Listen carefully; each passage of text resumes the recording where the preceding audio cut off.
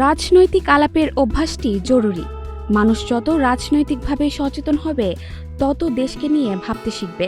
সারা জীবন দেখে এসেছি হোটেল, বাস, রেস্টুরেন্টে বড় করে লেখা থাকে এখানে রাজনৈতিক আলাপ নিষিদ্ধ। রাজনৈতিক আলাপ করাকে ট্যাবু হিসেবে দেখেছি আমরা।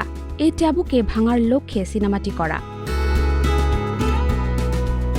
এই কথাগুলো আহমেদ হাসান সানি নামের নবাগত সিনে পরিচালকের। গতকাল বিএফডিসিতে এক সংবাদ সম্মেলনে তিনি এই কথাগুলো বলেন। তার পরিচালিত প্রথম সিনেমার নাম এখানে রাজনৈতিক আলাপ জরুরি। সিনেমাটির প্রযোজক ও গল্পকার খালিদ মাহবুব তুর্য। আগামী ১৬ জানুয়ারি সিনেমাটি মুক্তি পাচ্ছে।